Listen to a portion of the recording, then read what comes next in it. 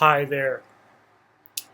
This is the Shader Dev Series 3D Graphics for Games, Episode 4. Today we're going to be actually talking about shader programming basics. Now that we've covered some of the theoretical stuff, we can actually get started with GLSL itself, which is exciting. You only can watch this video once. After you watch it, it'll be deleted from YouTube and you can never watch it again. I'm just kidding, but on the contrary, you should probably watch it a lot of times. So, we're going to go over a bird's eye view of GLSL. Remember, this is a primer series. There's no way YouTube tutorials could teach you everything there is to know about shader programming. But if you're like me, sometimes you just want to casually relax and absorb some information and get yourself started. That's what this series is for. So we're going to talk about the GLSL language, which is the OpenGL shader language. And we are going to be talking just about shader language development because that's a thing now. It is possible to develop shaders without having to write a line of C code using OpenGL or Direct3D. You can just write the shader itself, which is really neat. GLSL is the OpenGL shading language. Even though shaders are very easily portable between OpenGL and Direct3D, this video series is going to talk about GLSL because that's the shading language that I use when I'm making games, and it's the one that Verto Studio uses to do shaders. Having said that, GLSL shaders written in the style that I'm going to show you using the system that I'm going to show you will run on any OpenGL system. That includes OpenGL on Windows, OpenGL on the desktop, and OpenGL ES on iOS devices, including iPad and iPhone. So, we're going to talk about variable types, just some of the language features. It's not exhaustive. Some of the built-in functions, some variable qualifiers. Then we're going to talk about the pipeline stages, mainly the shader types that work with those stages. The Vertex Shader stage, the Fragment stage, commonly called pixel shaders. And we're going to actually not talk about geometry shaders, but I wanted to mention them because we will down the road talk about them. But for intro video, I just couldn't work them in a way without confusing the issue way more than it already is. So they're coming, but not in this video. So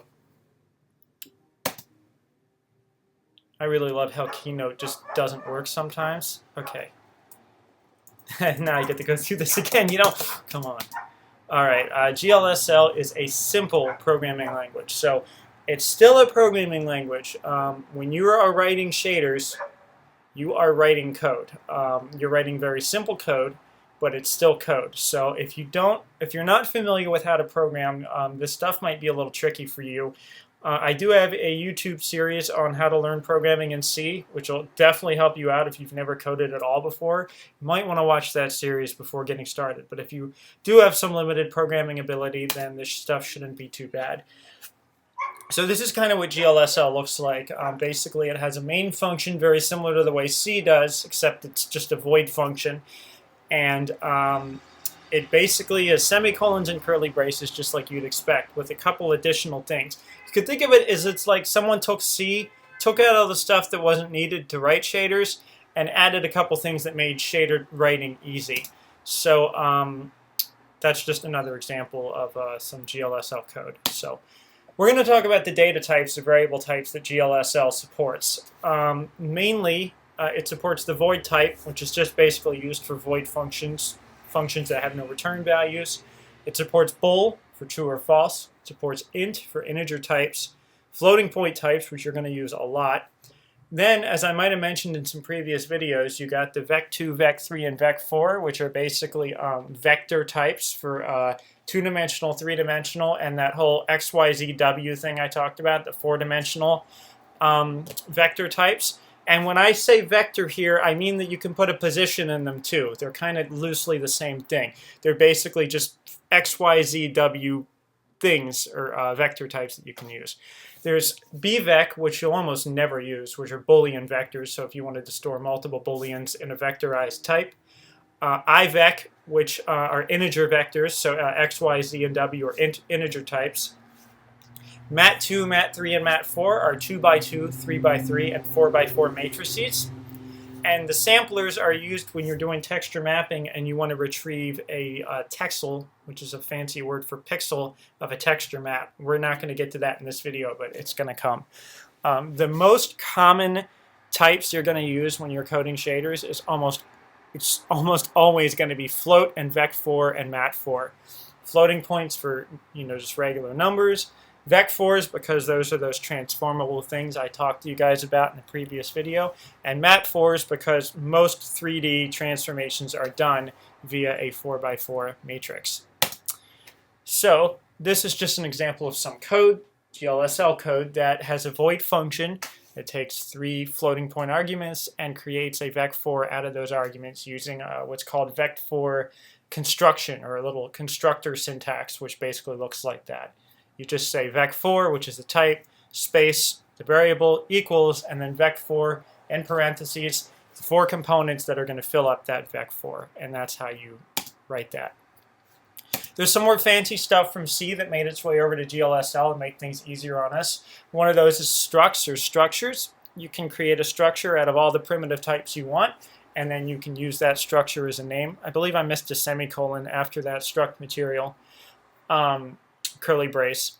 So you can use structures, which are awesome. You can use arrays, which are also useful. So here I have a constant array of just some data that I've stored in the shader, and then I have a function that loops through that array and adds everything up. Now things are going to get a little interesting here, and you'll see. So there's a quick word about swizzling.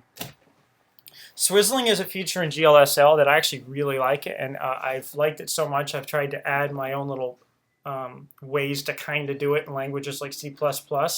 Basically, if you have a vec4, you can say, or vec anything, you could say .xyz, however many components there are, and you can actually change or assign to that variable just the vec3 part of it by accessing it basically by swizzling, which is just dot and then the components. So for example, that line of code that I've highlighted in yellow there adds the number in some data sub I to x, y, and z of the vec4 sum, but it leaves the w component alone. An easier way to explain this is that this code is basically would expand out to this, which obviously is much uglier. It basically would create a temporary vec3, add to that vec3 the number to each x, y, and z, and then store it back in sum using the constructor notation with temp x, temp y, temp z, and then finally the original w, which would suck. But that's what this code is doing. Now, to show another example of swizzling, see that part where I say vec3 temp equals?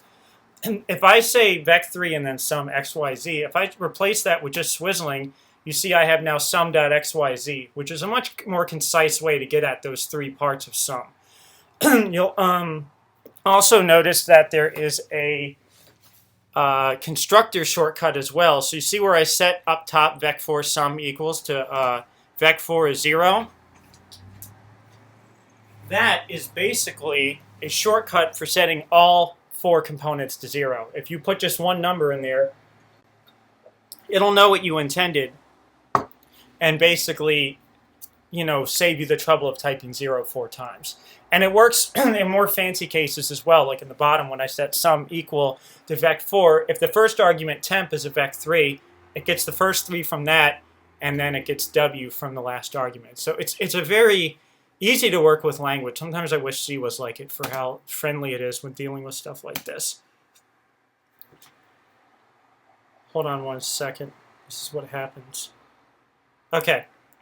Quick word about swizzling some more. So this is what swizzling looks like in some examples. I have a vec4 called sumv4, and I can access the components of it in crazy different ways. So the first example, xyz gives me a vec3.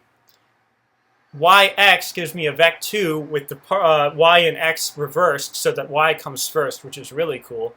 You can use just one, which is what you would expect, almost like the struct syntax to get just .z, which gives me a single float. You can use a component as many times as you want, so I've done zzz, which gives me a vec3 of just z 3 times, which is very neat. There are different letters that can refer to the same components just for convenience. So that strq, those letters are commonly used for texture coordinates, just the way OpenGL works.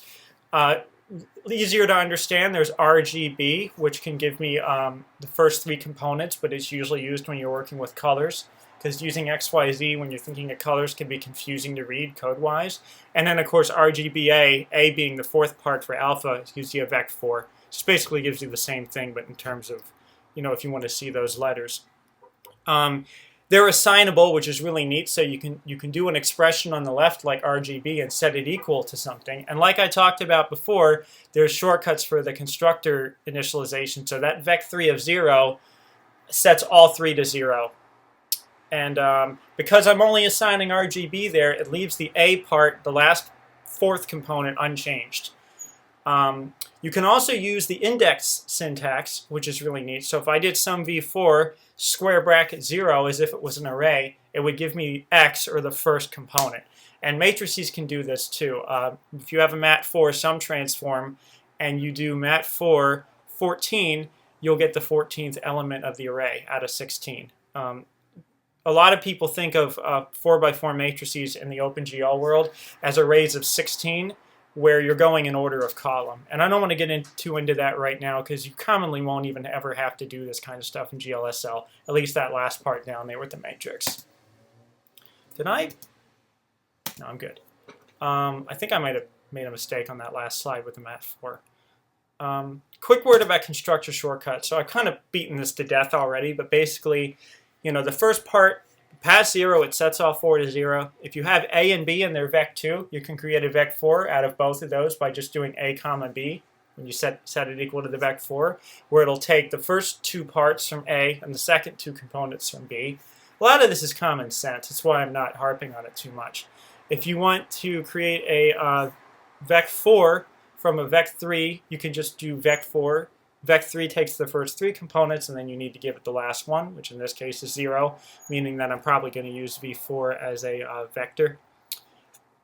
And then, of course, for mat4, there's some shortcuts for matrices in general. If you pass 1.0 in there and nothing else, it assumes you want the identity matrix, and it sets the diagonal to 1. So remember last lecture or episode, I was talking about the identity matrix. So you can quickly create an identity matrix like that without having to type a bunch of 1s and 0s. Same thing if you want to create the 0 matrix. If you put 0 in there, you get a matrix full of 0s. 0 matrix isn't that common, but if you want to create one, you can.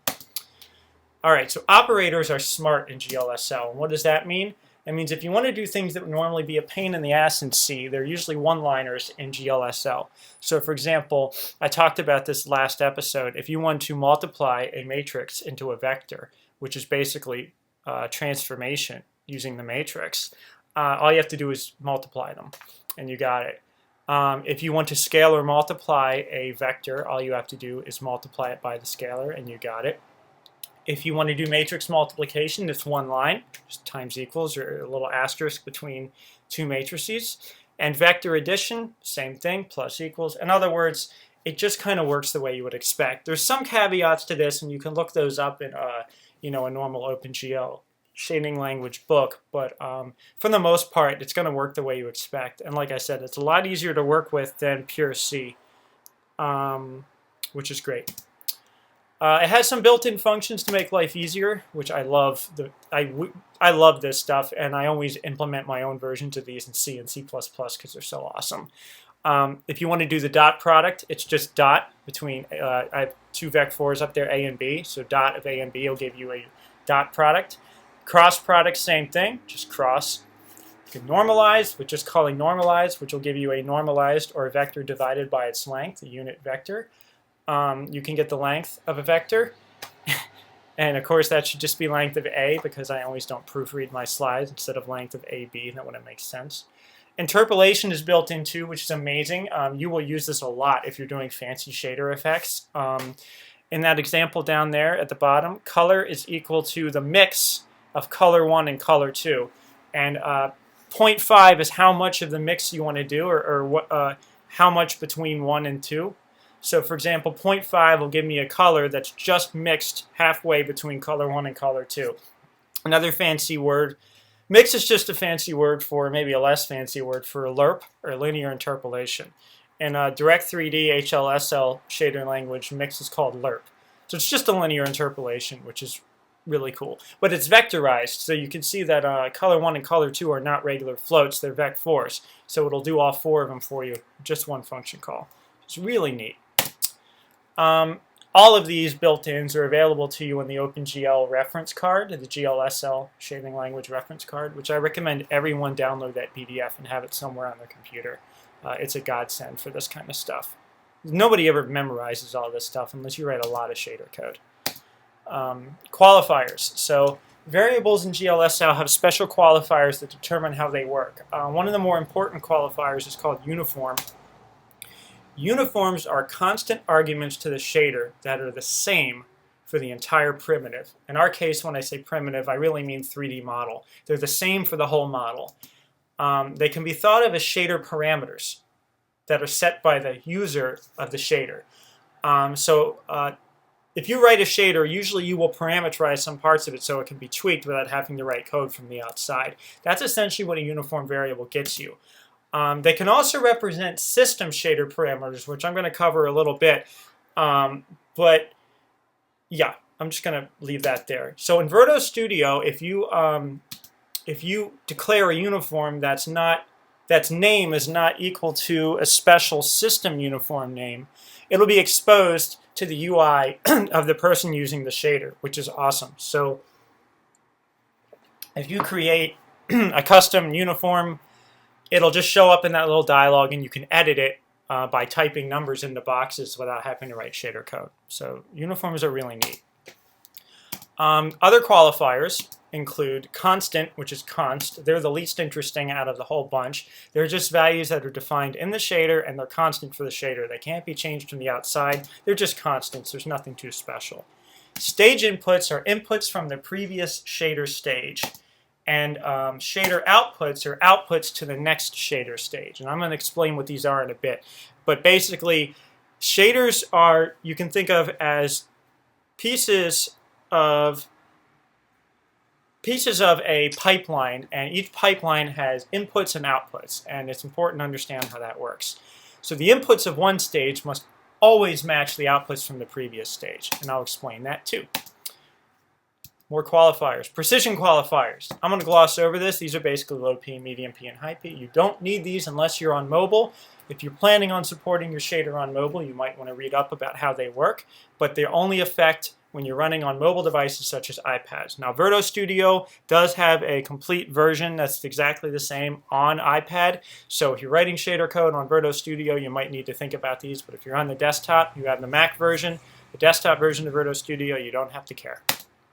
The general rule of thumb, though, if you do care, is that high P is used for positions, medium P for vectors and texture coordinates, low P for things like colors, or just ignore it when you're starting out on desktop OpenGL, which I recommend. The Vertex Shader. The job of a Vertex Shader is to transform a vertex of a mesh or model. And more specifically, it applies the special model view projection matrix to the vertex. The input to a Vertex Shader is a single vertex of a whole model, and that vertex or model start out in model space. And your job as the Vertex Shader is to transform that point from model space all the way to screen space, commonly referred to as clip space. And that's what OpenGL expects you to do. You don't have to do that, but you better at least transform the vertex in a way that makes some kind of sense, or you're going to screw up the rendering of the model. Everything else is optional. You don't have to do these next things, but these are things that Vertex Shaders commonly do if they want to be useful. That includes computing lighting or setting up for lighting, CG lighting, which is one of the most, I'd say, common things for a shader to do is do some kind of form of lighting. They set up for texture mapping using the UV tech chords. I should probably say ST there because that's the way GLSL thinks of them, U and V being S and T. So if you're doing texture mapping, they set up for that. They could do anything else. So the whole point of shader programming is that it's programmable and it's generalized. Anything you program, the GPU will do and run when it's drawing the surface. So you really can do whatever the hell you want with a Vertex shader, any shader for that matter.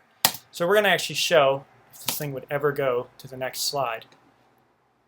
We're going to show an example of a vertex shader. So this is probably like the Hello World 3D vertex shader, the most simplest one. Basically what it is it takes a single input.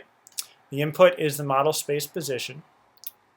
It takes a uniform mat4 model view projection matrix, and it applies that matrix to the position, or it transforms the position by that matrix. And basically that's the whole vertex shader. Now I'm going to mention some things. For starters, that position is a model space vertex. And that mat4 is not a custom user uniform. It's a Verto Studio built-in system uniform type, meaning Verto Studio sets that matrix for you. You don't have to calculate it or worry about it. It gives you the right answer always.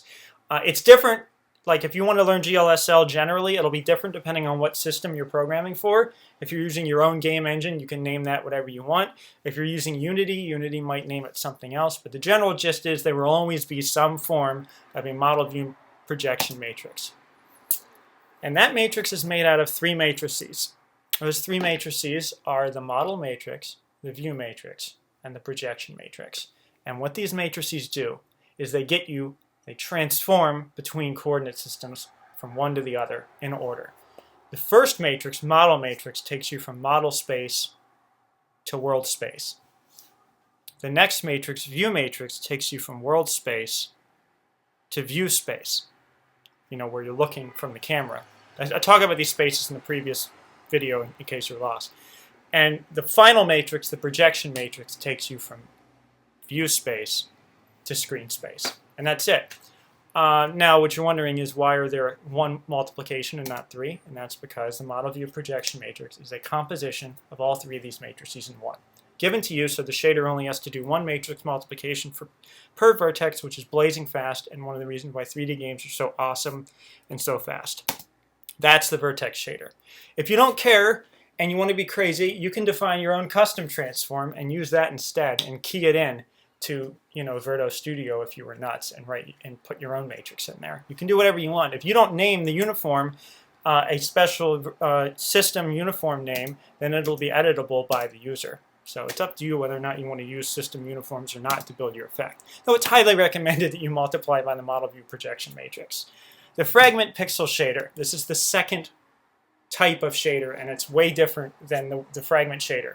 Still in the same language, GLSL, but there's some special things here. For starters, there is an output variable, the output of the pixel shader, which is always the color of the pixel that you are shading. You shade 1 pixel at a time, or 1 fragment. Pixel and fragment, they mean the same thing in OpenGL, basically. You shade 1 at a time, and you basically set that equal to the vec4 representation of the color of the surface that you want to shade. This is the simplest fragment shader you can write, setting the color equal to a constant like I've done. Now, of course, just like I talked about before, you can define your own uniform custom color, and you can use that for the fragment color and let the user type it in. Or, of course, you probably would want to compute the color using some fancy effect like lighting, which I'm going to cover in the next video. Fragment shaders are simpler than vertex shaders, and it's one of the reasons why people prefer to learn only fragment shaders, like on websites like ShaderToy, and I think that's a bad idea because you're really using the GPU wrong when you're doing something like that. The vertex shader is designed to do all the 3D work for you.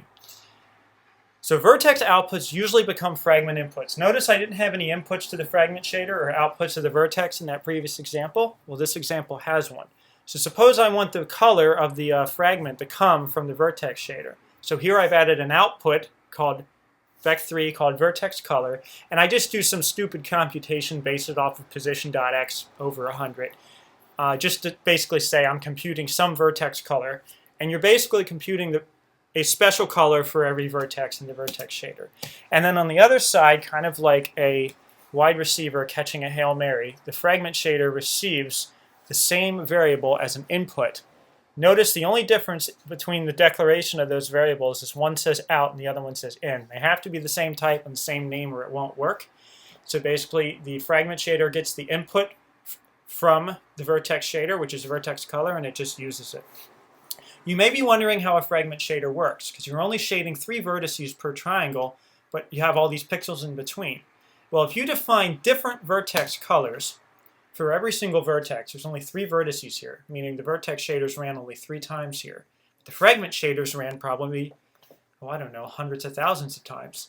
What it does is it takes the 3 colors and interpolates them with perspective correctness so that it will actually blend between the values that you set and use them. So when the fragment shaders ran, you always get a color that is basically a blend of whatever results you had from the neighboring vertex shaders. Another interesting way to say this is whenever you have inputs to a fragment shader, those inputs are always linearly interpolated, some combination, somewhere in the middle of those 3 vertices. You're always shading somewhere in the middle of a polygon. And that's why the fragment shader is really neat, because basically your parallel processing, I didn't mention this, but every vertex and every pixel, theoretically, and often are ran in parallel on the GPU, which is one of the reasons why 3D graphics are so freaking fast. So when you're running the pixel shader here, or the fragment shader, you are shading all of these pixels all at once, and basically the system, the OpenGL system, knows for you which pixel you're shading, and all you have to do is tell it what color you are. So that's basically fragment shaders. Real quick, because I'm running out of time here, I'm going to talk about Vertex Shader built-in inputs. There used to be plenty back in the old school OpenGL shader days, and when OpenGL 3 came out, they all got removed. But Verto Studio comes in to save the day, and these are all the special names that Verto Studio defines for you as possible. You don't have to use them. System inputs to your Vertex shader. These are for the Vertex shader. The only one that I recommend you always use is position, because you will need to transform that. But you can get up to the normal, the tech chord, the tangent, anything you want. I'm going to cover all these later because I'm running out of time. The Vertex shader outputs, however, are built in. OpenGL always expects you to set GL position, which is the transformed point. And sometimes, if you really care and want to, you can set GL point size, which is just the point size if you're rendering points instead of triangles. So there are also built-in inputs and outputs to the fragment shader. These include the frag chord, in case you really care what the X and Y position of the pixel on the screen are, which are normalized coordinates, meaning between 0 and 1 in screen space. A Boolean GL front facing that tells you whether or not your polygon is facing front or back. A point chord, which tells you the texture coordinates you should use if you're doing point sprites. If you're not drawing points, you can ignore it. You can really ignore a lot of those things if you don't need them. I write many shaders without using any of those 3 things. Fragment shader built-in outputs, they're kind of none. There might be some, but it covers some really advanced shader techniques, but for general purposes, they kind of got all removed once again when OpenGL went crazy and deprecated everything. Again, Verto Studio comes to the rescue and defines a special built-in system output called frag color that you still have to define without. Noticed in that shader before, a few slides back, I said out vec4 frag color. When you set this special variable, you're setting the color of the current pixel. That was a lot, guys. So I'm going to cover 2 more concepts, or I'm basically just going to say 2 more things, and we're basically done. The GLSL reference card is your friend. Read it. It'll cover more stuff than I talked about in this video. You're always going to want to refer to it when you're writing shader code. And the Verto Studio Shader Programming Guide is your friend if you're using Verto Studio. All those special names, special matrices, they're all in here for you to refer to and have fun. This video is probably super long, so I'm going to go ahead and end. Thanks for watching, guys.